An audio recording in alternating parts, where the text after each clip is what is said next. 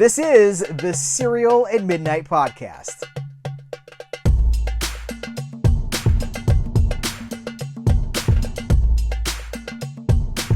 Howdy guys, welcome to the Serial at Midnight podcast. My name is Heath Holland, and wow, do we have a rare and special treat for this episode, because I'm talking to Andrew J. Klyde, the executive producer of the Bonanza Complete Series DVD box set and the Gunsmoke Complete Series box set. Now, you know from watching Serial at Midnight videos, from listening to my podcast, what a huge fan I am of Westerns. You know what a huge fan I am of classic television. You also know that these two box sets, Bonanza and Gunsmoke, are two of the largest physical media releases in the history of the format. Both of them are over 100 discs. We're going to find out. This is what's so cool about this conversation, is we're going to find out how this happens. In the case of Bonanza, which I'm going to talk a lot about because Bonanza is the thing that opened the door for this conversation. This complete series release is brand new. And that's what opened the door. That's how I'm able to talk about this with Mr. Klyde. How long did it take? Well, 15 years to make this thing a reality. They started working on this on season 1 about 15 years ago. Now, all these years later, we finally have a complete series box set. And people say, why no Blu-ray? Well, we're going to find out why no Blu-ray and if there's any Blu-ray on the horizon. We're also going to explore the themes of Westerns, why they're vessels for human themes, for the themes that really resonate throughout all sorts of media, but how it's a uniquely American format that lends itself to all kinds of different storytelling devices and methods and approaches. This is really one of the most candid, informative, and we don't have access to this stuff most of the time. The fact that Mr. Klyde is here talking about this release, I don't think there's any episode of Serial at Midnight, any interview that I've done that gives us so much information behind the scenes of a physical media release. We go from like the conception to the reality to the challenges. How is it restored? How are the extras licensed or commissioned or recorded? Really, there's no stone left unturned here, and I'm so grateful to Andrew J. Klyde for coming to Serial at Midnight and talking to me about this stuff. Before we go further, I do want to say that if you're interested in picking up Bonanza the Complete Series, or Gunsmoke the Complete Series, I highly recommend both of them. They are both archives for those shows, not just in terms of episodes on disc, but also special features, and really the record of those series lives in these box sets. I'm going to put links in the description of this episode where you can order both of those box sets. That does support Serial at Midnight. If you use those links, I get a small commission from those sales.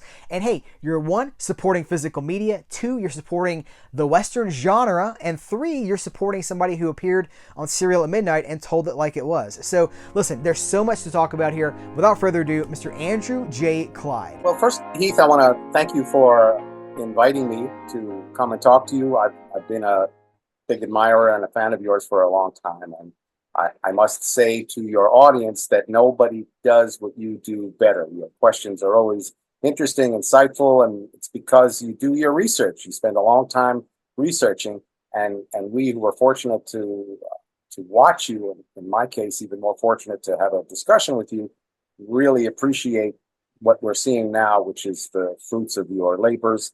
And I just don't have enough adjectives to really thank you for what you're doing, because you're a very powerful voice in, for the most part, a wilderness in this world where streaming is predominant. You're carrying the torch and you're leading the way, and I really appreciate that. And not only when you do reviews yourself, but also when you talk to so-called knowledgeable people like myself, I guess. I know you talked to my buddy Bob Fermanack and Jack Dixon and talked about their wonderful work restoring the Abbott and Costello television series and Jack and the Beanstalk, and to be able to sit down with those guys and get the behind the scenes real deal information is just great, and I'm proud to be included in that small circle of people. You know how thrilling it is for me to be able to talk to you about this? This is such an honor for me. So thank you so much. I mean, everything that you just said means so much to me. One of the great things about Bonanza, in addition to being one of the longest running series of its kind, of its type, first of all, it spanned the entirety of the 1960s. So I think about all the social changes that happened during the 1960s. Bonanza was there. Gunsmoke was there too, but Bonanza had a little bit different approach to a lot of those things. It also had a ton of guest stars. It's a really special show. Would you tell me just a little bit about your take on Banana? I'm assuming you were a fan growing up with the show as well, right? That's true, and I think like many of your viewers, I watched Bonanza and other shows which are near and dear to my heart at a young, impressionable age. Like many of us, I guess I spent too much time in front of the television set, and I just had a knack for reading and paying attention to the credits. And there was something about Bonanza that resonated with me as it resonated with the general public. Remember, it started in 1959, so it was the tail end of the 1950s and all that that implies, all throughout the tumultuous 1960s and all that that implies, and the beginning of the 1970s. So it was really more than the 1960s. And in the late 50s, you had an emphasis on history and an attempt to dramatize stories that were seeped in history, actual events, and name guest stars, because nobody knew who Lorne Greene, Pernell Roberts, Dan Blocker, and Michael Landon were, or Victor Sen Young. Victor Sen Young arguably was possibly the most well-known because he was Charlie Chan's number two son for many years in Charlie Chan films.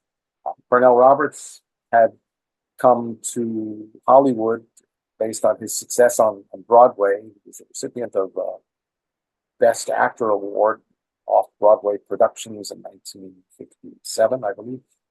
Lorne Greene, the voice of Canada, for that, the voice of doom, because he reported the somber news during World War II, and he always wanted to be an actor, and had an opportunity when his friend Fletcher Markle produced Studio One, the great live drama series, one of the great live drama series, along with Playhouse 90 at the time. And so he took over for Victor Jory, who missed a performance because he had a cold or something.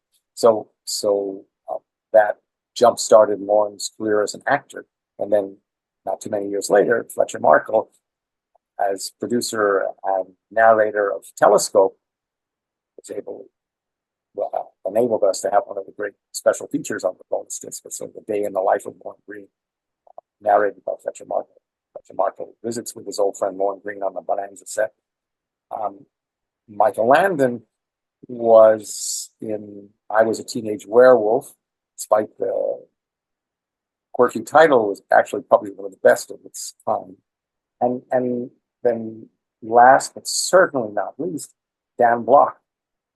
Dan Blocker was just a wonderful, wonderful human being.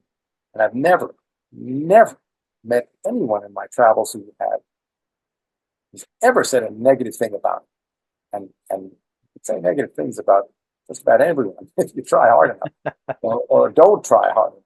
But not Dan, not Dan. Just extraordinary. And he is the only actor for whom David Dortwerk wrote the pilot episode with him in mind. There's no one else who could play Boss Cartwright. And this is sort of a fun trivia thing, I guess. I mentioned his first choice for Ben Cartwright was Lee J. Cobb. And he met with Lee J. Cobb's agent, who said Lee J. Cobb does not do television. Well, yeah, sure. But a couple of years later, he changed his mind when they gave him the sun and the moon and the stars to star in Virginia. So it's just that money. So the casting was significant because, for the most part, nobody heard of these guys. But there was an effort to make up for that by bringing in big name guest stars, people who were very well known features, people like Yvonne DiCarlo, who's in the pilot, Jack Carson, Jack Warden, Henry Hull, Ida Lupino, Howard Duff, Jane Greer, being at the film noir. Just very interesting people who didn't usually do television, but they were paid more money than the Bonanza actors were, and helped, I guess, to bring in an audience initially. And then the show became successful as the years went on, and the most popular show in the country, indeed in the world. And so it was very prestigious to be offered a guest starring part. And people who were up and coming but not well known yet had early roles on Bonanza. People like Susan Oliver and Jack Lord, James Coburn, DeForest Kelley, actually all of the cast of Star Trek except William Shatner. There's a Gene L. Kuhn connection that we should mention too. Yeah, Gene L. Kuhn, who created so many important components of Star Trek for the original series and was Star Trek's producer for the first season, at least. He wrote or co-wrote a couple of very early episodes of Bonanza. And you're not going to find a better writer than Gene L. Kuhn. So if you're a fan of Gene L. Kuhn's work, you would certainly want to check out what he did for Bonanza. So it's a long list of very talented people in front of, as well as behind the camera. And Bonanza was the first major television production filmed at Paramount Studios. Filmed in color. Yeah. And that also was unprecedented. Bonanza is often described as television's first color western. That's not true. It was television's first color hour series with continuing characters. You had spectaculars, sports shows, game shows filmed in color before that, but no regular scheduled hour-long series. There's a half-hour show called Northwest Passage, based on a feature film, which ostensibly was a western, that preceded Bonanza by one season. I think that it's important for viewers to recognize that the western format allows a great deal of latitude and it allows storytelling in a way that contemporary shows did not, because they're too controversial. So you could couch the controversy in history. So you had episodes of Bonanza that dealt with topics like mercy killing and bigotry and prejudice and advancement of civil rights, preservation of the environment, things that could tell because they were historical and more easily told than if they were contemporary. I would love to hear from you. What goes into a set like this? We're going to cover the show. I want to talk about all aspects of Bonanza. But did you know when you set out to bring these to reality that you were aiming for something that was uncommon, an uncommon goal? You know, I think that Bonanza is pretty unique and distinctive and special in the annals of popular culture generally and television history specifically. And I have had an interest in Bonanza for a long time, and we could go into that a little bit if you wish. But Bonanza has been on the radar of anyone who admires classic television. And CBS Home Entertainment inherited the distribution rights to Bonanza in 2008. Prior to that, it had been distributed by Republic Entertainment, and Republic used to be National Telefilm Associates, which was the distribution arm that was created in the early 1970s when the FCC, the Federal Communications Commission, issued an edict that said, "Thou shalt not distribute programs that thou owns." So CBS could no longer distribute shows like Perry Mason, and ABC couldn't distribute its own shows, and NBC could no longer distribute shows that it owned. So out of CBS was created Viacom, ABC, World Vision, and NBC, National Television Associates, or NTA, which a few years later, as I mentioned, changed its name to Republic Entertainment to take advantage of the great goodwill that came from the old Republic production company. And ironically, all of those are owned by the same entity because of the concept of mergers and acquisitions. So you had Republic Entertainment put out episodes of Bonanza on VHS, and then later on DVD, something called The Best of Bonanza. and Lionsgate had a sub-license for a short time, didn't really do anything with it. And then the license reverted back to the successor company of Republic Entertainment, which was CBS Paramount. So I remember having a telephone conversation, no, an in-person conversation with an attorney on the Paramount lot, telling me that I had been recommended to executive produce the release of Bonanza, the official first season, to coincide with the 40th anniversary of the show's debut. As you know, marketing distribution people, they're very keen on tying into anniversaries. So I remember she said to me, this Paramount, this is really serious stuff. So you have to know your stuff and have to really produce very top quality material. So I said, yes, I know, thank you. And so I met a wonderful person named Angelo Dante not too long after that, without whom there would be no CBS home entertainment in terms of special features, because he's just the guy who knows how to find things. And we worked very well together, and he was able to find some wonderful bonus material that I wouldn't have found otherwise. So that started my association. And I had the ear of Ken Ross, who for many years was the head of CBS Home Entertainment, and he was my champion. He believed in what I wanted to do, and he said yes to most of my proposals vis-a-vis supplemental special features, bonus features. And I remember there was an issue of billing early on. I was given a consulting fee and was told that my title would be either, I forget now, was it consultant or might even have been special thanks, which I was not very impressed with. I have a law degree and I have drafted contracts, and I've been doing this stuff by then a fairly long time, because I had done consulting work prior for production companies like the CBC and ABC, when put out specials for television, which had clips of vintage television programs. So I had some experience. And there's a wonderful person by the name of Paul Brownstein, whom your viewers should be familiar with, who oversaw the release of vintage television programs at the dawn of the DVD era of the early 2000s. And he was given the title executive producer. So I wrote an email to Ken Ross, respectfully asking if I could get his title. And Ken replied using some very colorful language, yes, let Klyde have the title. So it was funny to see how he just steamrolled everyone below him who said, no, we can't do that. We haven't done that.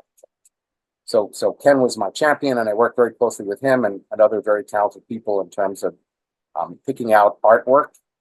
They had some generic pictures of the cast, and you can't really blame these people because they didn't know. I said, I don't think it's a good idea to have a season 6, season 5 era photo accompany the first season. I think probably a good idea to have publicity photos taken when the show was in production its first year. So little things like that. I remember I wanted to include the writer and director credits in addition to brief plot summaries. Oh, we can't do that. We've never done that before. We don't have it. Well, I think you should do it. And again, Ken said, if Klyde wants to do it, put it in. And even if we had to reduce the font size so you couldn't see without a microscope. But all of the Paramount titles at that time, CBS, had a disclaimer on the packaging. Some episodes may be edited from their original broadcast. You can understand why. It's a general all-purpose disclaimer to keep them out of hot water. You and I had an interesting conversation before we started taping that covered that sort of disclaimer kind of thing. We live in a litigious society, and I was not aware, but I was made aware. People sue Paramount, they sue CBS, they sue other production company studios for all sorts of silly reasons. So conceivably, an irate consumer would say, hey, this episode contains an edit. I remember that Fonzie walked through Arnold's and sat down, and in the episode on the DVD, the scene starts with Fonzie already sitting down in the booth. But I said, I can appreciate the need for the disclaimer, but in the case of these Bonanza episodes, if they're unedited, why do we have that disclaimer there? Well, we've always done that. We have to cover ourselves. So again, I went over the heads of the very nice people that I would work with closely. And I said to Ken pretty much what I just said to you. And Ken said, well, let's send all the episodes to Klyde, let him screen them, and let him confirm that they're unedited. So I immediately thought, uh-oh, what did I get myself into? So I got myself, in the case of the first season, 32 episodes of 32 DVDs, and I watched them. And indeed, they were all uncut and complete. And so for the first Hold on. time, So are you going from memory, or do you have some sort of a reference that you're comparing them to, so you know for sure, since we're talking about legal possibilities? well, that's an excellent question, and I happen to know that a complete Bonanza episode, typical of the era, we're talking about 1959, would be approximately 50 minutes in running time. Mm-hmm. So if I'm watching something that's 46 minutes, 47 minutes, 48 minutes, and that was the running time after syndicators cut portions to make room for more commercials, then I knew that that was an uncut episode. There's also something called the CBS Syndication Bible, which is somewhat accessible if you know how to find it. And that is a wonderful guide that tells you the various versions of all of the titles of shows in the CBS library.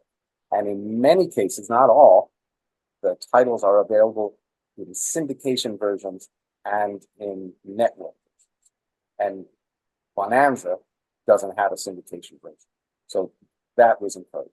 That for the most part, these episodes were uncut from the get-go if you're working from film, which was what we were doing prior to the release of the first season. Most of the time, the episodes presented to me were complete and uncut, again, because we were working from the original 35 millimeter film. And that was sort of a fight. I had to keep doing that at more than one interval because, unfortunately, the sales for Bonanza, the official first season, were not as high as they hoped they would be. So I guess I'll tell that now. This is as good as time as any. I'd love to know. Yeah, I'd love to hear more about that. So when plans were presented to me to release season two decisions were made above my pay grade. One, that we wouldn't release the season divided in half simultaneously. We would do it consecutively. So season two, volume one, in the first quarter of the year 2010, and season two, volume two, I think in the fourth quarter, maybe even as late as early 2011. And people also have asked, well, why do you divide the seasons in half? And I guess I could mention that very quickly. And again, it's just economics and marketing strategy to have a complete series set again from that period in time where episodes were 32, 34, 36 shows a season. That takes up a lot of DVDs, and you have to charge accordingly. And I can't tell you exactly why they charge what they charge, but they figured out that people are just not going to pay $50, $60 for a complete season set, but they will pay half that for half the season. And people gripe and complain, justifiably, it's too much money, but they have the opportunity to not buy it all at once because it's divided. So there was that decision that was made way before I was involved, and that's standard for television programs of that vintage, certainly. And then the second decision that was made based upon the less than stellar sales for season one, to not go back to original 35 millimeter film elements, the camera negatives in almost all cases. Sometimes they went back to the interpositive, which is one step away, the so-called fine grain, from what's in a camera negative. And that's pretty much because they couldn't find the original element. But most of the time, like all but I think one episode, they used the original 35 millimeter negatives that ran through the camera. So that's what they did for season one. Season one didn't sell as well as they liked, so they wanted to cut costs. And so with season two, I was told that they were going back to the analog masters that were created in 1998, 1999. and they were state of the art at the time. I remember Public Entertainment issued a press release talking about the process of taking out dust and scratches with incredible results. And so they created, I think at that time it probably would have been 3/4 inch, and then a little later they were converted to Beta SP, and then still later Digibeta. So they look pretty good, and that's what was syndicated at the dawn of the tape era. Before that, people would see vintage television programs on 16 millimeter film, and 16 millimeter is not as good quality, as everyone knows, as 35 millimeter. So the episodes looked a little washed out, but that was eliminated with the tape revolution, which came about in the 1990s. So to save money, they were going to use these 1998, 1999 masters and tweak them. And I wasn't too happy about that, but there was nothing I could do about it.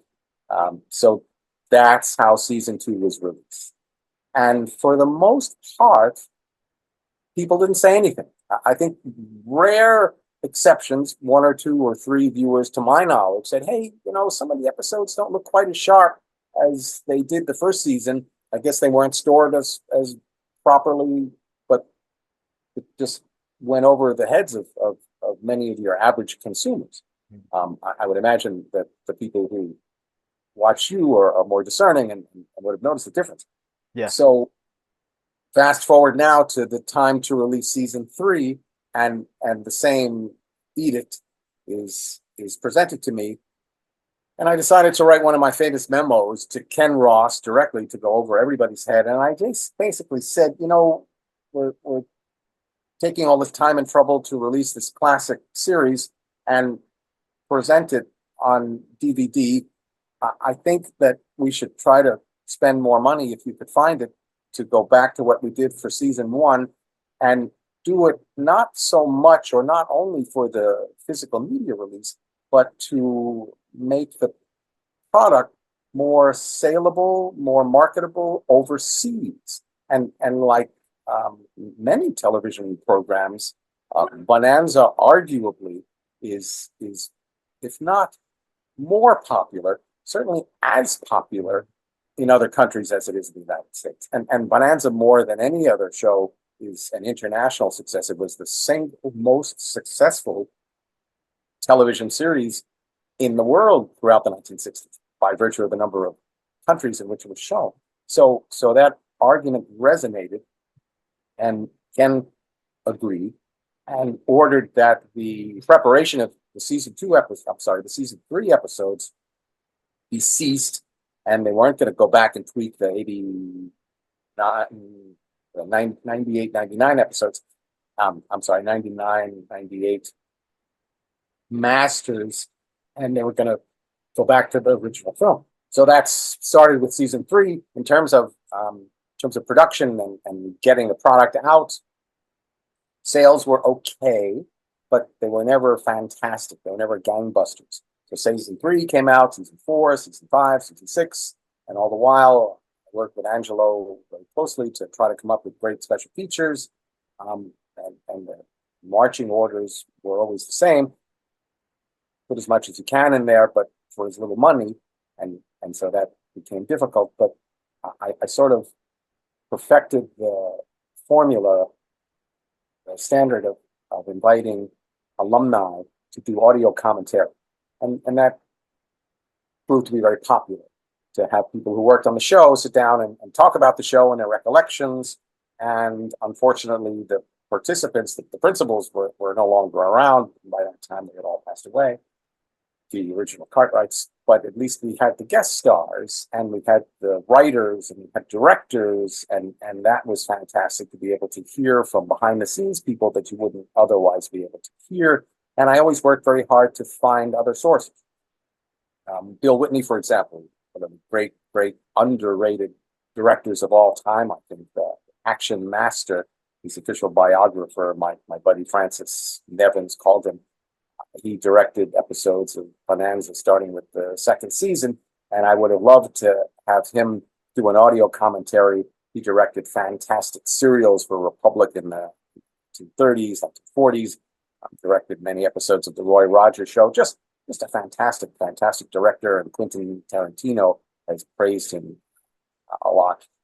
And unfortunately, he had passed away by the time I was doing what I was doing. But he did do an interview for a Western Film Festival in 1978, I believe, that was videotaped, and my buddy Mike Nevins, Mike Nevins, videotaped, and so he loaned me the footage, which was on VHS, and we had it cleaned up a bit and transferred, and we were able to show that because he talked about episodes of Bonanza that he directed.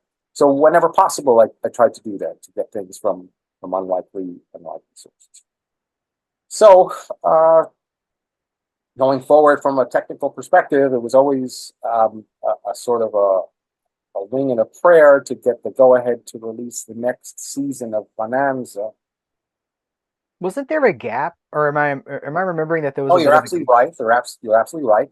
And the gap was due to, I think, a combination of sales just not being impressive, right? Economics in terms of probably the proliferation of streaming, and people buying DVDs in even less quantity, and the contractual financial arrangement between NBC and CBS Paramount.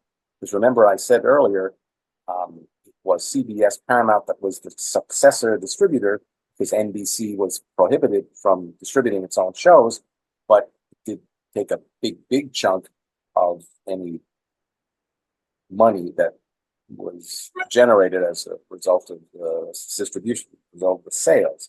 And it was a big chunk, and it was burdensome, and it was onerous. And on more than one occasion, if I recall correctly, I said, well, why can't you just go back and try to renegotiate? I happen to be a lawyer. I have a law degree. I know that pretty much everything is negotiable and renegotiable, but was usually told, no, we can't do that. And thanks for your suggestion, but please stick in your lane and oversee the acquisition and use of the special features and draft the contracts for same. But I guess what I said resonated at some level, or coincidentally, after a gap, as you say, it was at least a year, maybe more than that. I was told, thanks to a newly negotiated arrangement, we can go ahead and finish the rest of Bonanza, because that was always Ken Ross's goal, to do all of the episodes. And I remember pitching to him the idea to use a 1963 documentary produced by the CBC, basically a day in the life of Lorne Greene, which had the telescope. Yeah, exactly right. And he said, as he always would say, how much? So I told him, and he said, I really don't think we can afford to spend that now. Let's save it for the very end. He said, okay, that sounds good for me. So starting with season 9, we hit the ground running, and we had this new arrangement with NBC that allowed us to do that. We went back again to the original camera negatives. Oh, and there was a point during that fallow time when it was suggested to, no, it was told to me, hey, good news, Andy, we're going to go back to Bonanza and we'll be releasing the next season. But times being what they are, we're going to go back to those analog masters from 1989, 1998. I said, no, I'm sorry, 98, 99. And I said, no, I don't want to do that. What? I just don't think that's a good idea. And, I guess that was a pretty gutsy thing to do, because they certainly could have gone ahead and done it without me. But they didn't. They just did nothing until the tide changed and they were able to do it the right way. We're now up to COVID times. It's about 2020. And again, there's a pause, and that's mostly because of a change in regime, and many people are let go. It's an industry-wide thing that you're aware of. So that didn't bode well. I remember scrambling to get the final seasons of Gunsmoke released on DVD, and Ken Ross had indicated that he wanted to have a complete series box set, massive complete series box set, as you know, and I helped to choose the cover artwork for that and the previous individual seasons, which were also released, and write the text and work with a fellow by the name of Ben Costello, wonderful guy who sadly is no longer with us, passed away very, very prematurely. And he and Becky Burgoyne wrote books on Gunsmoke. He wrote a wonderful history of Gunsmoke, and Becky wrote a biography of Amanda Blake, who played Miss Kitty. So I tapped them to create new little featurettes to talk about the highlights of a particular season. And that was well received, and I was able to also include photo galleries, a lot of the things that I did for Bonanza. And Gunsmoke was released, and it was very successful as a complete series. But Bonanza was put on hold because of this change in leadership.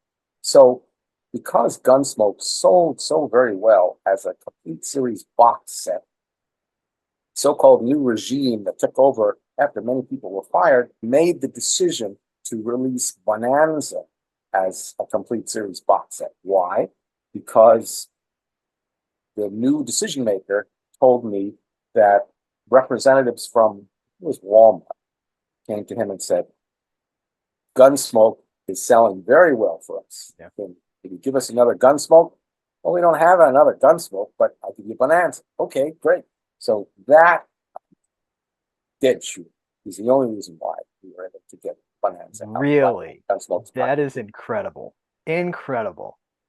So you've just described about 15 years worth of work. This was about 15 years in the making, starting at the beginning with season 1, part 1. How does it feel to have done that work? This product is out. It's beautiful. It's the single largest archive of Bonanza that exists. And people say, why no Blu-ray? How does that feel? Well, it's a question that I expect because it's a common question, but my basic answer, my honest answer is it's a matter of economics, as it's explained to me, as you know, as well as I do, better than you.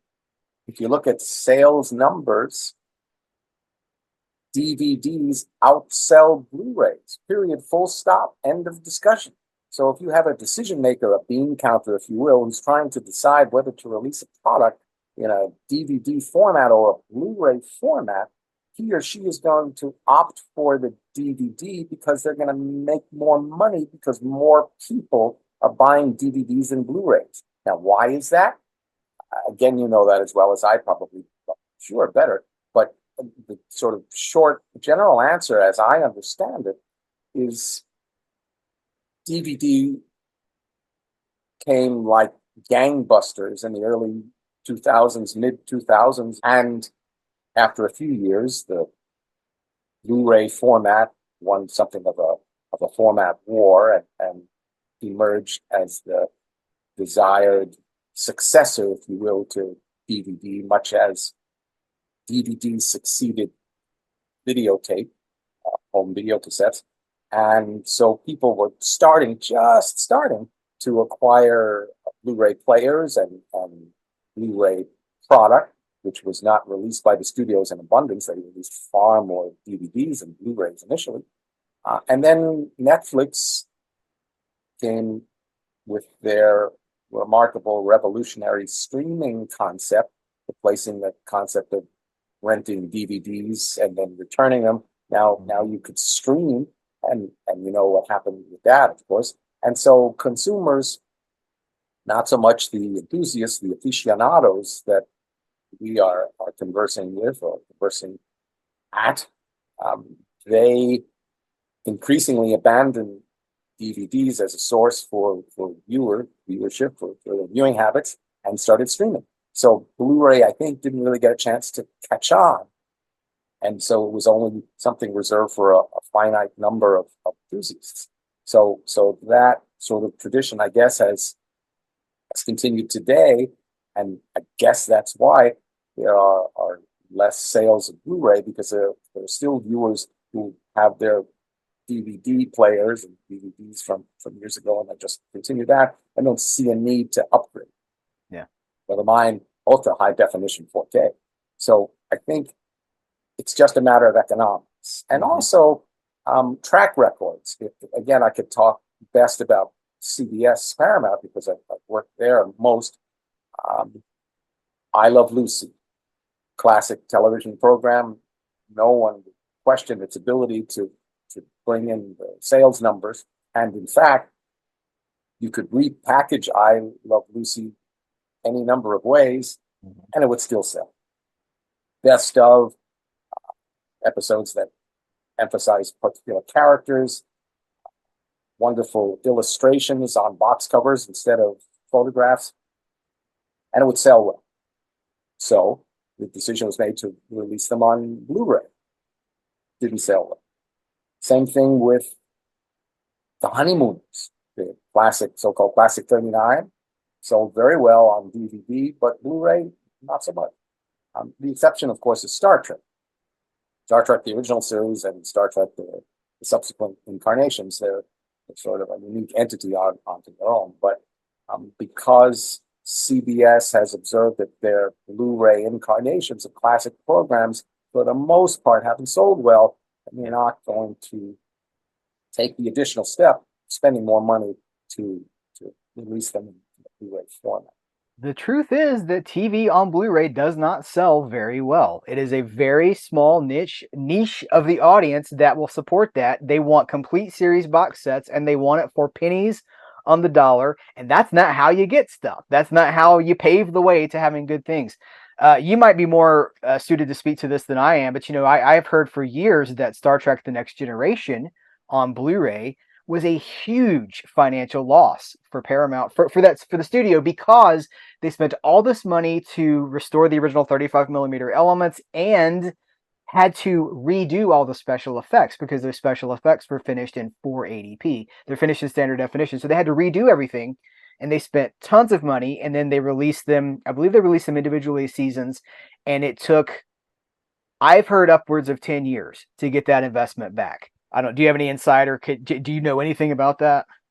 I have no reason to disagree with anything you've said because it sounds right. But as far as any additional information, no, I don't have anything to add. And I know that it was a disappointment, especially because they spent, to say the least, they spent certainly a lot of money remastering and restoring the original 79 episodes that comprise the original series that was broadcast on NBC from 1966 to 1969. And in a somewhat controversial move, they decided to create new special effects. Yeah. And these would be special effects that would have been used had they had a sufficient budget in the late 1960s. And then gave viewers the opportunity to watch the show with the enhanced special features, or as it was originally broadcast, which I think is the best way to present it. Yeah, I do too. So because that was successful, I guess they figured they could have similar success with The Next Generation, but it's not the case. I think the fans want to act as if there's some grand conspiracy. It all comes back to finances. DVD sales are what paved the way for potential Blu-ray. Blu-ray sales are what paved the way for a potential 4K. If you're not buying the Blu-ray, if you're not buying the DVD, you can't expect a Blu-ray because you have to support each step along the way.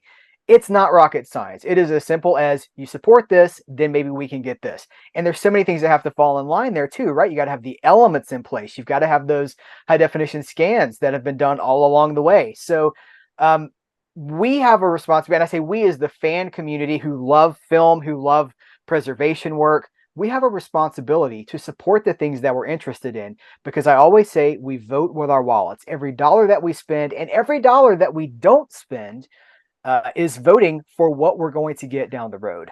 I agree 100%. And I think that fans have to be a little more understanding and appreciative, and glass half full versus glass half empty kind of attitude, and a good quality DVD release is certainly better than no disc release. Yeah. And I cannot predict the future, and I cannot say with virtual certainty that there'll be no episodes of Bonanza released in high definition in Blu-ray, and same with Gunsmoke. Again, touching on what we mentioned earlier, the great popularity of very many American programs overseas, Germany in particular is a wonderful country in terms of an appreciation for American popular culture generally and Western specifically. Mm-hmm. Same with Japan. And so it's certainly conceivable that the entities that have licenses to distribute in those territories would come to CBS and say, can we release maybe a best of collection in Blu-ray? And the material is there now because all of the episodes of Bonanza and Gunsmoke, for that matter, have been digitally remastered, and so they exist in a high definition format, which can be adapted for Blu-ray release without too much technical difficulty. I think are some subtle differences between episodes that were restored and remastered in 2008, 2009, and the most recent ones in 2023. I talked about season 2 being, in my opinion, and the opinion of many others, substandard in terms of its DVD release back in 2010, 2011. And so at the tail end of discussions, and there were a lot of discussions regarding the release of the series in a complete set, I said, can we also restore and remaster season 2? Because I think it would be helpful to be able to say the complete series restored and remastered, and technically we can't say that if you have season 2 in its current state. Right. So I was told eventually yes, but it was a long road to hoe. And this is particularly gratifying, Heath, and I wanted to share it with you and your viewers because I'm sure they will appreciate it. I think I'll have to step back just a bit and talk about a pause that occurred when we were discussing the mechanics of doing the complete series box set. And Ken Ross's successor, a wonderful person by the name of Matt Arselich, said, I want to have a bonus disc of all of the extras, bonus features that you could find. I said, that's fantastic. And he gave me a workable budget to make it a reality. So we all owe him a tremendous debt of gratitude. And he also, picking a page from his predecessor's playbook, said, to save money, we're going to have to compromise on the remaining seasons, those being seasons 12, 13, and 14. He said, I want to release those 3 seasons individually and, of course, incorporate them into the complete series box set, but we don't have the money to go back to the original film elements and restore them. And this, of course, was sad, but I was happy at least that it looked like we would get the complete series out and get that bonus disc.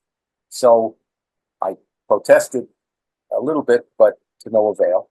So I remember we had a recording session. I was able to get Tim Matheson to cooperate, and I cannot say enough great things about Tim Matheson. Just a fantastic, versatile actor, director, enjoying much deserved success in Virgin River now, and he couldn't have been more cooperative. He went into the recording studio more than once and recorded audio commentaries for several shows. And I'll tell a tale out of school, and I would hope no one repeats this, but the Bonanza trailer scenes from next week all featured audio, although in some cases on camera, intros by various cast members. Initially, the 4 Cartwrights, who all alternated And in the last season, there were trailers that were created that featured recordings by Lorne Greene and Michael Land. And those trailers were nowhere to be found. However, I was able to locate a small number of audio because people in 1972 recorded on audio cassette. So once I had the audio, and I worked with a wonderful editor by the name of Ginger Cook, we were able to recreate the trailers. However, I asked Tim Matheson if he would record new audio. In essence, this is Tim Matheson. Here are some scenes from our next Bonanza. And he said, sure. So we did that. But between you and me and the lamppost, I don't think he ever did any in 1972. So my lips are sealed. I won't breathe a word of it. Yeah. So Tim was just a great guy. And I felt badly because when he went to the recording facility in Van Nuys, he was looking at a screen of these 1998, 1989, 1990. I don't know why I have a blockhead when it comes to those dates. But is it 90s or is it 80s? The analog masters were created in 1988, 1989 to coincide with the release of Bonanza, the Lost Episodes. And there were no lost episodes. It was a clever marketing ploy by people at Republic Entertainment. I remember a great guy by the name of Chuck Larson, who had been newly hired, and going off on a tangent, but I think it's interesting and yeah, take us. Relevant. He was newly hired at Republic Entertainment, and his job was to exploit Republic shows for syndication. Shows like Car 54, Where Are You? Get Smart, The High Chaparral, and Jewel in the Crown, Bonanza. So he was told that there are 121 episodes of Bonanza available for syndication, had been up until that point from 1973 to 1988. And he said, well, what about the others? Well, what else? The others. Well, there are no others. Well, he finally found an old timer who said, yeah, there are others, but we don't do anything with them. Well, why not? I don't know. We don't. So he found out the reason why. Those were the later seasons, and Lorne Greene, Michael Landon, and Dan Blocker were paid something in excess of $1 million each for the residual rights for those later shows, so NBC wouldn't have to keep paying money. And I think for the 65, 66 season, they were not obligated to pay them at all unless they were shown. I'm a little fuzzy on the details right now. I'd have to look it up. But basically, those episodes went away so somebody didn't get paid, right? Exactly right. Yeah.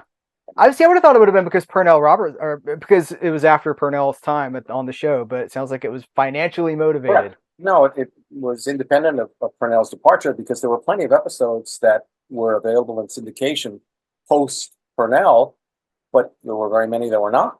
Yeah. Including none of the last 3 seasons. Ironically, the ones that were the last ones that CBS Home Entertainment released. So Chuck Larson went back to the lab and said, let's create a new title, Bonanza, the Lost Episodes. And it was the late 80s, so he stole a page from Jackie Gleason's playbook, who had released episodes of his variety series, excising just the Honeymooners skits, and we call that the Honeymooners, the Lost Episodes. Nothing was lost, it was just never released. And the same thing with Bonanza. So those last few seasons were known as Bonanza, the Lost Episodes, and saw the light of day in syndication for the first time because of Chuck Larson. And NBC had to fork up some money for the first time in many years, but not as much money as they would have earlier, because by now these shows were a cable exclusive, which has a lower tier, a lower payment rate than syndication on non-cable entities. So that was the story of those last few seasons. And so now these same episodes that were state of the art in 1988, 1989 are looking lousy in 2022, 2023, Yeah. but that's all we have. And so Tim Matheson is watching his episodes, and they're looking sort of funky. And I apologize, but that's all we had to work with. Well, fortunately, others shared my opinion, and not too long after that, the word came down, we're not going to be able to release these in their present condition. They just, we can't, we can't, what was it that Sarah Palin was quoted often as saying, you can't get a pig's feet from a sow's ear or something. I don't know. Something. Sounds good. Yeah. So we had to wait. And again, I got help from a wonderful source.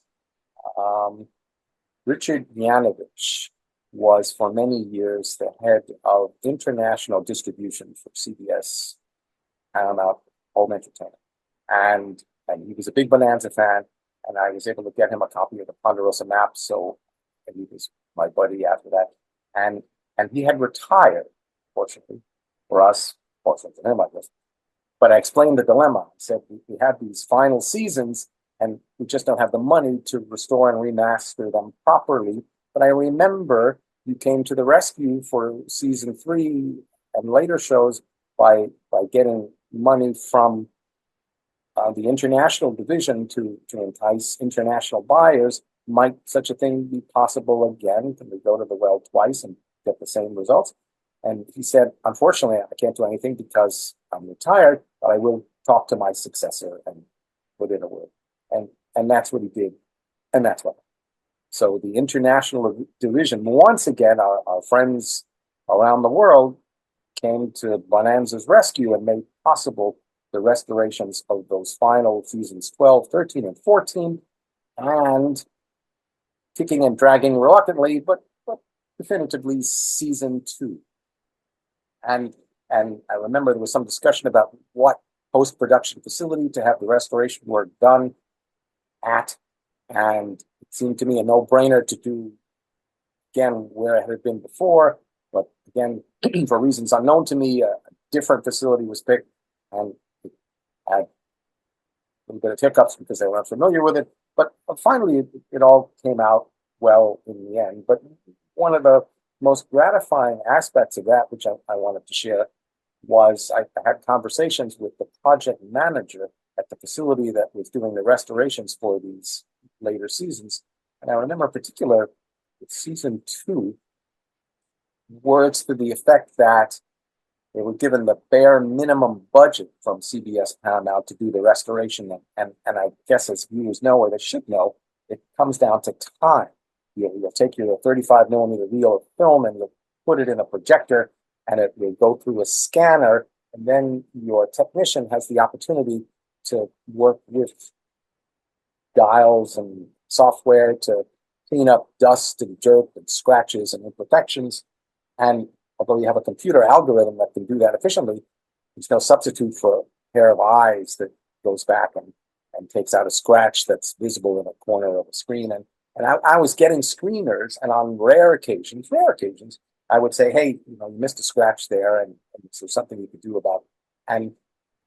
And I remember the project manager telling me that although they were given marching orders to spend a minimal amount of time, they exceeded that time because the technicians were watching the show, were enthralled by what they were seeing, liked what they saw, and wanted to spend more time to make the episodes look even better than the client had made for them to, which I thought was pretty.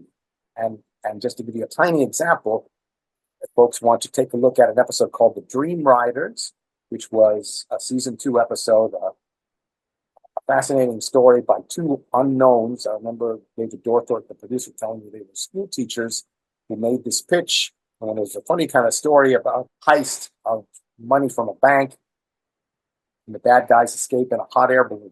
And it just seemed like something they couldn't possibly do. But towards the end of the season, they figured out a way to do it. Robert Altman directed the episode, and they used stock footage from Paramount's film library of a balloon ascending into the sky. And I remember watching the show, and you could tell that it was stock footage because it didn't match the color and the composition of the scenes preceding and following it. But with the new restorations, they were able to digitally enhance and improve it, so it was seamless. It didn't look like it was stock footage. So that was. So is the season 2 that's in this complete series box set the original discs, or is it the new transfers that were created recently? Absolutely, it's the new transfer. Okay. And in addition, you can buy the newly restored and remastered season 2 individually. For some reason, there's been some grumblings. People have posted on Amazon, and I think and elsewhere, well, it's not fair. I want to get season 12, 13, 14 to complete my set, but I don't want to have to buy all the other seasons that I've already purchased previously. Why can't I get them individually? And the answer is you can. And I don't know why people think they cannot, but they certainly can. And with season 2, you could get dirt cheap, season 2 releases from 2010, 2011, or you can get the 2023 individual release, which has all these episodes beautifully restored and remastered, looking like they were filmed yesterday, and additional bonus features, which I was able to get in because I thought, can we please have something extra to entice people who want to get an individual season 2 set, but they already have their individual season 2 set, and they don't care so much about the upgrade. So I have new vintage interviews, excerpts with Ricardo Montalban and with Martin Landau, two very big guns talking about the Bonanza episodes. And dear Stella Stevens, can't say enough wonderful things about Stella Stevens. But when Stella Stevens recorded her audio commentary in 2011, she decided that because her character was a deaf mute, she would not speak during the audio commentary. And it was maddening. And the only reason we were able to salvage at least something from that day is I sat down with her at the end of the audio session and just had a conversation like you and I are having. And the recording engineer recorded that. So I was able to plug that in throughout the episode. But it was woefully inaccurate. Woefully insufficient. And I was so happy now to have an opportunity to tweak that, to redo that. So what I did was I went into the recording booth and filled in all of the blanks and paused and let her talk about some wonderful things, which she did. You kind of even cue her as if you guys are in the same. I've listened to that commentary. You cue her as if you're like, tell me about so and so. How did that come to be? And then you set it up, and it's like you guys are talking back and forth, but it's through the magic of editing. And there was a difference of about 12 years. Yeah, but it came together really wonderfully, which is what I wanted to tell you. Is that is such a I wouldn't have known. I mean, you just told us, but I wouldn't have known that. It doesn't sound like it's pieced together across the ages. And also, you give a really good commentary. I told you that when we were emailing back and forth. I was like, you give a great commentary. That's not something that's necessarily easy to do. I think you either have it or you don't. You carry those really well. So well done. People can hear that. That's one of the. I want to talk about the extras because there are so many extras. I've used the term archive several times during this conversation, but these discs really are an archive for Bonanza, and it's beyond the episodes. The photo galleries alone are some of the most extensive photo galleries I've seen for any project, anything. You've got commentaries, you've got commercials. I mean, you can tell people what all's on there, but it is a repository. One of the things I want to know is there stuff that you wanted to put on there that you couldn't clear or that you just didn't have space for? Space was not a problem, thankfully, but not being able to find things was a problem. Starting at the beginning, Bonanza's pilot episode was filmed in April of 1959, and under very difficult conditions. David Dortort was actively producing The Restless Gun for Universal MCA review during the day. At night, you would go to an office at NBC and write the script longhand. We hand it over to Joan Sherman Markowitz, who was the production manager's secretary, and she would type it up. And shout out to dear Joan, who is the daughter of Eddie Sherman, who's the manager of Abbott and Costello. So quite an interesting person. Wonderful, wonderful person. And David Dortort had named the Cartwright's ranch the Panamint, and she didn't think that was good. And I guess he had some doubts. So on one late night session, he was describing the majestic, tall ponderosa pine trees that dotted the landscape in and around Lake Tahoe. So she stopped him and she said, instead of the Panamint, why don't you call it the Ponderosa Ranch? And it was a eureka moment, and that's what it became. And she showed me with great pride a photograph inscribed to her from Dan Blocker to Joan Sherman Markowitz. I love you, but you don't even know who I am. And I hereby dub thee Madam of the Ponderosa. So yeah, she gets a lot of credit for that. So the pilot was filmed quickly. It was assembled quickly. And a fellow by the name of Jay Livingston was assigned the task to write the theme song, along with his partner Ray Evans, who wrote the lyrics. And Jay Livingston's brother was Alan Livingston, who was the vice president in charge of programming at NBC at the time, had come from Capitol Records, later went back to Capitol Records and was instrumental in signing the Beatles to Capitol Records. And during his prior stint at Capitol Records, he created Bozo the Clown. So I like to think that he is responsible for three big Bs in popular culture: Bonanza, the Beatles, and Bozo the Clown. And he went to New York with a round of advertising agencies with a 16 millimeter print of the pilot under his arm until he was able to make a sale. Eventually, it was the parent company of NBC, RCA, that sponsored the show. But I go into this in somewhat detail because of the timeline. He did this in July of 1959, and the series started filming in earnest at the beginning of July 1959 after an interim from between April and July. And when the show aired, the pilot episode, it had a wonderful score, as did virtually all subsequent episodes, by the terrific composer David Rose. But David Rose wasn't hired until something like August 1st. So prior to that, Alan Livingston had this pilot that he took to various agencies with different music. I would imagine music library tracks and alternate scenes that were cut differently. And I tried in vain to find that alternate version of the pilot, which has to exist or existed at one time because of what I just told you, but I wasn't able to find it. And that was just as far as special features, bonus features.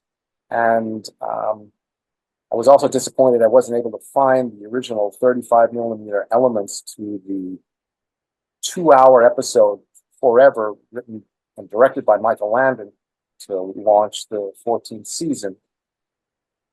And I was told they just can't find it. So is it lost forever or is it misplaced? Any of the above is possible.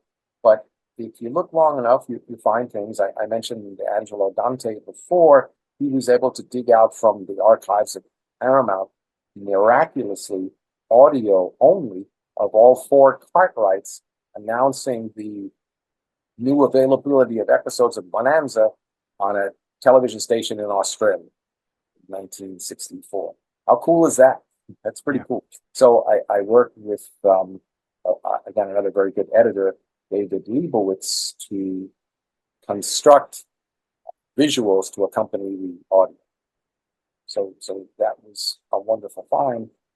But to answer the question about what I wasn't able to use that I wanted to use, we'll talk about Pernell Roberts. Pernell Roberts had a long and fruitful association with the Bonanza Company because he created an integral, ingratiating character that completed the cast of characters magnificently. And some say it wasn't quite the same after he left, and indeed it was not, but the show shifted gears, in my opinion. It wasn't a dip in quality, it was just different, which viewers who watch the show over time, I think, would have to believe about. But he was reticent to do anything outside of the realm of the show itself. He did, like the others, make the rounds and appeared on talk shows and game shows, but that stuff, for the most part, to the best of my knowledge, no longer exists. But there are exceptions. He was on the Mike Douglas show in 1965. He was the guest host for a week, which was Mike Douglas's format at the time. And he was on the Ed Sullivan show. He sang a medley of songs from a record album he had recorded and produced a couple of years apart. So I worked very, very hard to get permission to use footage from those two sources. And the hang-up, for the most part, was the Pernell Roberts estate. Pernell Roberts wanted a lot of money to use his likeness. And there are those who say he just didn't want to have anything to do with Bonanza, and that's just not true. He was happy to let people use his likeness, but he damned if he was going to give it away, or even give it away for Screen Actors Guild minimum. And in all the years I had the opportunity to know him and associate with him, and his lawyer since 1959, and who got him a divorce from his first wife. He's always been very conscious of his work. And I remember, the only exception I can think of, after Michael Landon passed away, he agreed to let footage from Bonanza be used without cost in a tribute to Michael Landon that his son, Michael Landon Jr., directed. But that was the only exception. So I finally came to terms with his widow, who agreed to let the footage from Ed Sullivan be used at an amount less than what she asked for first, more than what I had hoped to pay, but that's how you negotiate. So I was very happy to be able to use that, to include that. And I think people, if they haven't already, would be very pleased to see that, something that it's never been seen since it aired in 1965. And then the Mike Douglas show. I was able to locate, or I thought I was able to locate, one segment from his appearance on the Mike Douglas show in June of 1965. Talks about appearing in Camelot, and that was one of the principal reasons why he left Bonanza. He wanted to be able to do other things like act on stage and do musicals, because when you're doing a show like Bonanza, again, 34 shows a year, 36, you don't have time to do other things because you only have a couple of months off. And just not enough time to do other projects in detail. And he wanted to do a variety of different things. Ironically, I think if Bonanza was produced today, he would have stayed with the show because he would have had the freedom to do other things. Probably would have given the opportunity to direct. And so anyway, I arranged to have the original 2-inch quad black and white videotape shipped from a storage facility, I believe on or near Paramount Studios, to a post-production facility nearby, Glendale, I think. And when they put the 2-inch reel on the rack and went through the process of transferring, sent me the slate, the title, the opening and closing, and it was the wrong show. It was not the show that Pernell was in talking to Mike Douglas. It was Patrice Munsell, a wonderful singer who had been the guest host the week before. I very much regret not having that footage of Pernell talking at length about his time on the show and his complaints and grievances, and also some very complimentary things, like Mike Douglas says, almost a throwaway line, "That big guy, how come he never gets the girl? How come he never gets any good love stories?" And Pernell said, "He gets the girl sometimes, and he had some beautiful love stories, but none of us really got the girl." so-called Cartwright first. But so it's unfortunate that we couldn't see them. I love I think it's called The Final Interview with Michael Landon, and it's an audio interview, and a few months later he had passed. Well, Bill Brioche is a wonderful professional writer based in Canada and was in Los Angeles for the annual Upfront, if I'm not mistaken, where networks tout their new shows and people connected with the production of the shows in the hope of attracting sponsors. And Michael Landon had just completed the pilot episode of a show called Us, a reworking of a script he had written a good number of years before that, about a man who was unjustly imprisoned and then released from prison and travels the country with his father and his son. And Barney Martin played his father, and he later is best known, I guess, to modern audiences as Jerry Seinfeld's father on Seinfeld. But he was Michael Landon's father for one show. And he did this wonderful show, and it was premature to be promoting it, but Bill was friendly with a photographer who knew Michael very well, Gene Trindle, who was a name that should be familiar to every and any enthusiast in vintage television, because Gene Trindle photographed every cast member of every important show and not so important shows that were featured in TV Guide from the late 50s through the 90s. He had a very long, prolific career and a very, very nice guy. So Gene Trindle introduced Bill to Harry Flynn, who was Michael Landon's publicist at the time, and arranged an impromptu interview. Bill was literally on his way to the airport to go back to Toronto, and again had really no business to talk to Michael at that time, because he was very far from the traditional period where Michael would talk about his show, but as sort of a favor, he did that. And so they talked about the show and talked a lot about Bonanza. And my friend Stan Taffel, who is also a film enthusiast and historian, recruited him to do an audio commentary on Younger Brother's Younger Brother, an episode that Michael Landon wrote and directed that featured Chuck McCann, great Chuck McCann, who was also a name that should be well known to television enthusiasts. Stan told me about his friend Bill, and so I got in touch with Bill and told him what I was doing, and Bill couldn't have been more cooperative. He was very happy to let me use this audio, which he had never used before, because, as you say accurately, this was an interview that was conducted March of 1991, and a few days after that, Michael left to go on a skiing vacation with his family in Utah, which he cut short because he had terrible stomach pains, and his wife Cindy insisted that he see a doctor. Stomach pains that I guess he had ignored for days and weeks prior, but it just became so bad that he could no longer ignore them. And when he returned to Los Angeles, he discovered the terrible diagnosis that he had been suffering from pancreatic cancer that caused his demise 4 months later. He died in July. So yeah, that was a nice sort of coup to be able to get Michael's last interview.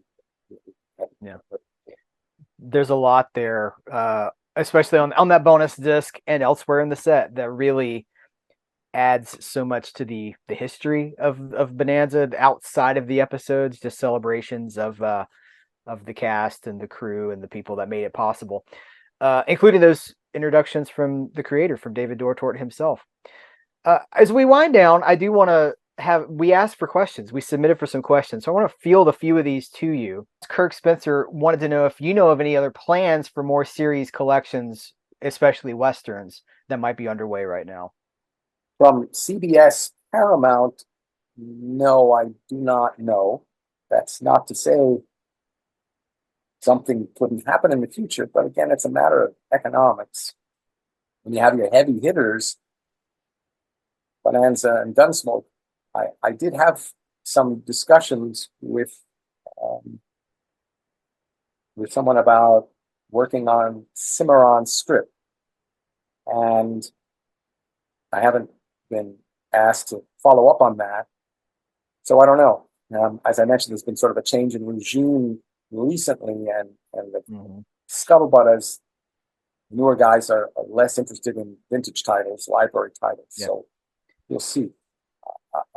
The fellow that was my champion is now with Shout Factory.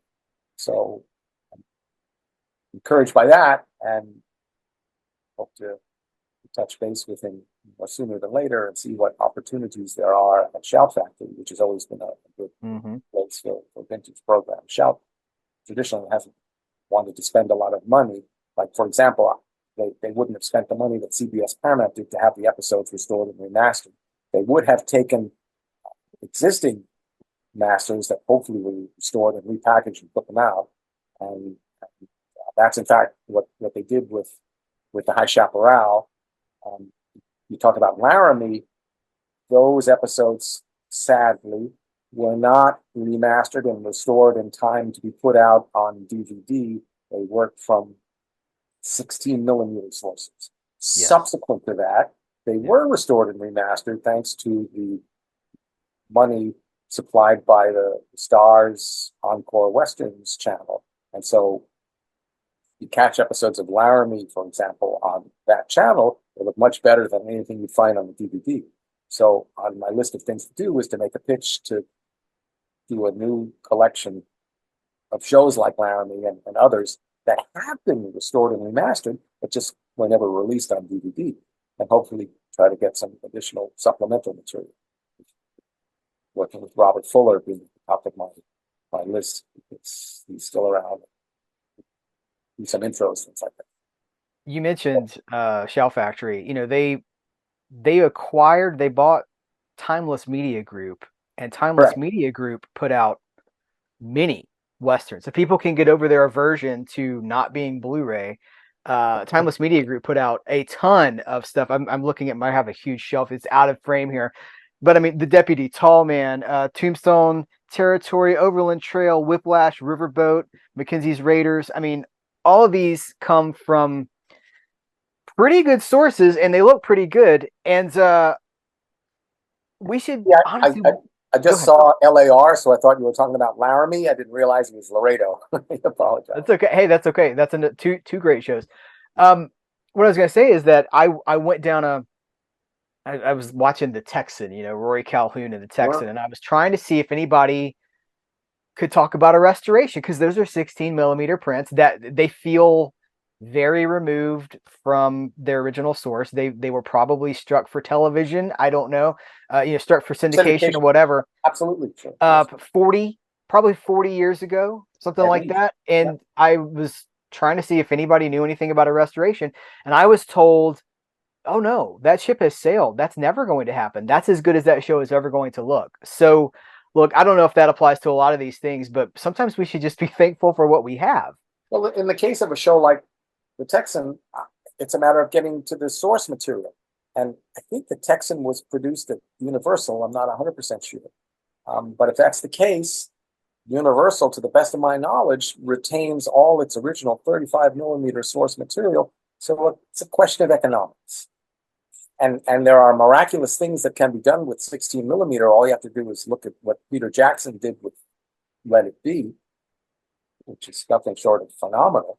And the same thing could be done to vintage television programs if we had an eccentric billionaire who wanted to flip the bill for those kinds of things. Sure. Was there any movement on The Restless Gun, speaking of another show that kind of adjacent to what we're talking about? Well, that falls into the same category, and it's sort of a subject near and dear to my heart, because David Dortort produced it, the personal invitation of John Payne, and it was a vehicle for him, created for him or developed for him by Review, It was originally a radio series called The Six Shooter, which starred James Stewart as the loner who wandered the West and dispensed justice. But those shows were restored down and dirty by Timeless Entertainment under the auspices of Norm Anderson, who did us a great service by making these vintage shows available that otherwise would never be available. Yeah. But it's unfortunate that although the technology is there, the money is not to do proper restorations from the original materials that, to the best of my knowledge, still exist. Okay. A few years ago, Heath, I was recruited to oversee what I thought would be a wonderful, successful project, Time Life's The Best of the TV West. And I was given marching orders to pick out the best episodes of a number of shows which ostensibly represented television's greatest westerns. And for the most part, that was accurate. There were one or two shows that were omitted for legal reasons, not because they were not good enough. But I worked with some wonderful people at Time Life, and I picked out episodes, and I don't know if the shows are important to mention, but off the top of my head, of course, Gunsmoke, Bonanza, How Gun Will Travel, The Rebel, Wagon Train, Laramie, The High Chaparral, Tales of Wells Fargo. No, that didn't make the cut. Death Valley Days, and put together an infomercial, because that's Time Life's raison d'etre, and it didn't succeed. Not enough people called the 800 number at 2 a.m. to say they were interested, which mystifies me. And I certainly wish that project had gotten off the ground, because it would have been wonderful to have episodes that were newly restored and remastered. Have Gun Will Travel was sort of a mixed bag. Some of the episodes were restored from 35mm, some were not. And they were all released by CBS Home Entertainment. And I wanted to, on this infomercial I released, include specimens in 35mm. And so I was able to get very quick, again, to repeat that cliche, down and dirty, what they call one light restorations from Have Gun Will Travel and from Wagon Train. And they look great. Not fantastic, but they would have had the project succeeded. So the material is there, and it's just a shame that it was not successful. Hopefully in coming years, as the costs for these continue to come down, we'll see more rescuing. And there's more people doing it too. There's a lot of independent distributors now that are stepping in and that want to save shows. I want to reference Classic Flicks, because Classic Flicks is doing great stuff. You started with Bob Furmanek, the Abbott and Costello restorations that he's doing for the Abbott Costello show seasons 1 and 2. Fantastic. Chef's kiss. Yeah, absolutely. Absolutely wonderful. I see Laurel and Hardy over your shoulder there. The Laurel and Hardy restorations that we're getting right now. There's a box set that just came out this year with the 1917 shorts, newly restored, and you can see Entertainment from France. Yeah, that's right. You can see the textures on clothing. You can see, like, there's a scene where a guy's eating a sandwich, and you can see like the texture of the meat in his sandwich. I mean, we are living in a really great time where technology affords the opportunity to save a lot of this stuff. I just hope that the elements survive long enough for that to happen. Yeah, I think that Jack Theekson answered the question very well, that you put, why restore these things? And he said, well, so it doesn't become irrelevant. This material has to be restored so it's accessible and it's relevant and can be seen. And you have to keep up with technology. And just talking about the failure of the Time Life project. And again, I don't know why it failed, because it was a terrific idea. It was beautifully executed, and the 30-minute infomercial I thought was very well done. And I say that modestly because I helped to suggest a lot of the clips that were used. So the question that you and I had discussed previously, why Westerns? You had asked me to think about why your viewers who are devotees of classic television, classic films on physical media, but not necessarily Western fans, why should they invest in a Western generally and Bonanza in particular? And the question is sort of head scratching. Why aren't Westerns more popular?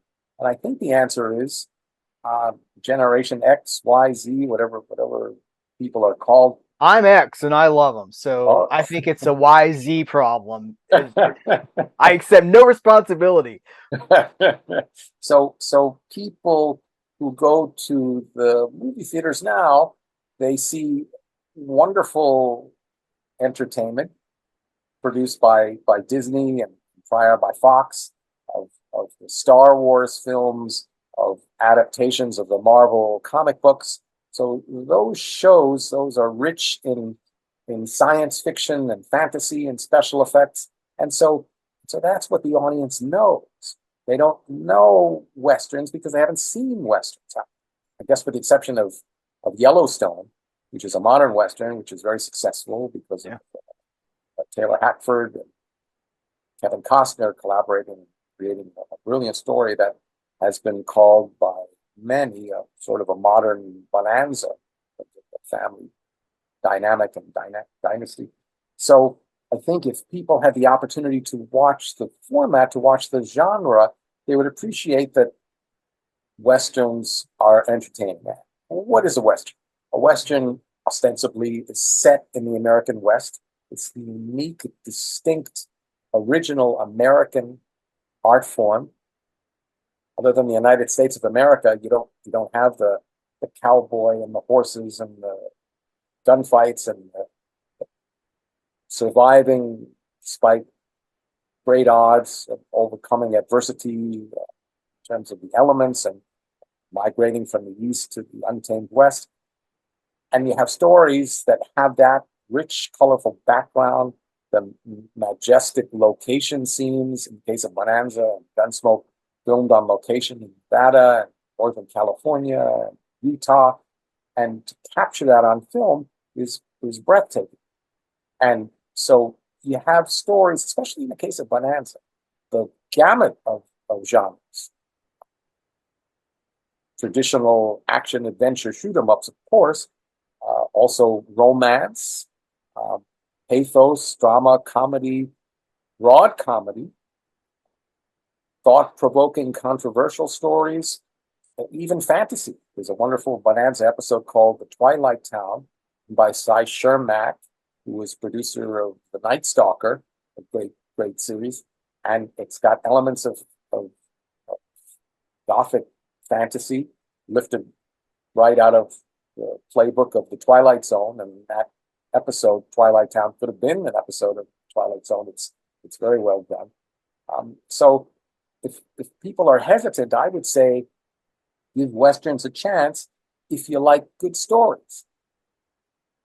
You have people who like the aforementioned science fiction, they like horror, fantasy.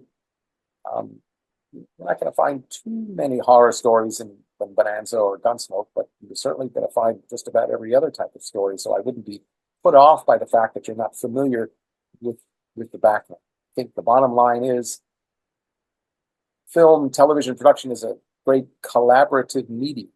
And at the top of the list of collaborators, essential collaborators, I think, is the writer. Without the writer, the skeleton, the bare bones, you're not going to have anything of substance. You can have the most charismatic actor or actress in the world, but if they don't have good dialogue, I don't think you're going to be interested in watching. So you have a writer who works with these talented performers and directors, cinematographers, and all the crew, and musicians, composers, and you're going to have a great product. And that's why the Writers Guild was so concerned recently about the creeping influence of artificial intelligence and software's ability to create realistic dialogue, and that's pretty scary. So if you have a good writer, he or she can write something that's entertaining regardless of genre. And so I would say give Westerns generally a chance, please, and specifically shows like Bonanza.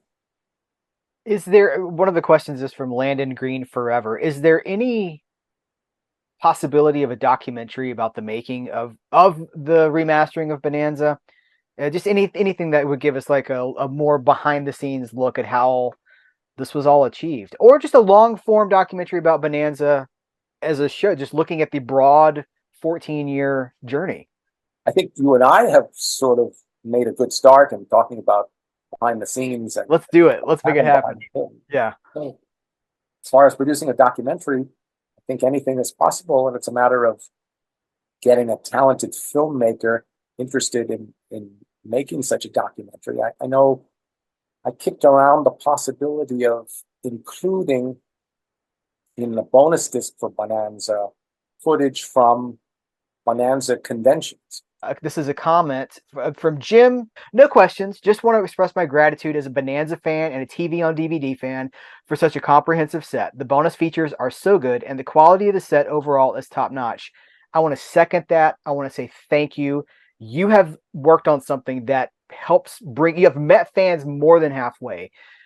You have given us so much here as far as quality. The episodes look great. The stories behind the episodes, the special features, the extras, the archival materials. There is no reason for anybody not to seek this out now. The price is fair. Thank you so much for what you've done to bring this to fans. You're welcome. And I second everything you said and more. And I would just say to viewers, thanks for listening. Thanks for watching. And I don't have to talk you into supporting physical media. You already do that. I would ask you to continue to keep supporting physical media and keep supporting Heath and his wonderful contributions to the cause.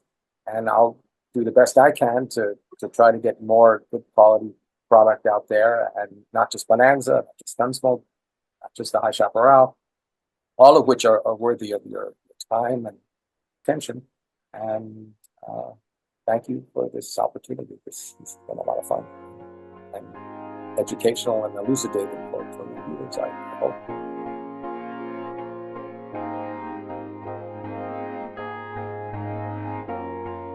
Coming off of that, you guys, I mean, I really don't even know what else there is to say. We covered it all. We covered the importance of physical media. We covered what goes into this kind of a box set. We covered why no Blu-ray, why no 4K. We covered the economics of the physical media business right now. We also covered why Bonanza is so special. We covered why Gunsmoke is so special, why these shows have continued to resonate with audiences decades after they first went off the air. This is probably one of the most prestigious guests and conversations we've ever had here at Serial at Midnight. So please do support Serial at Midnight by liking, subscribing, giving thumbs ups, leaving comments, leaving reviews, anything that you can do to support this the Serial at Midnight. Also support Mr. Klyde by picking up these releases. You know, money talks. This video is going up around the holiday season, and there's never been a better time to put Bonanza or Gunsmoke under the tree for somebody that you love or for yourself. Let me tell you guys, the love from other releases, other studios, other people, it isn't always there, but it is here, so let's support it. Guys, thank you so much. I appreciate you. Take care. Till next time, I will catch you later.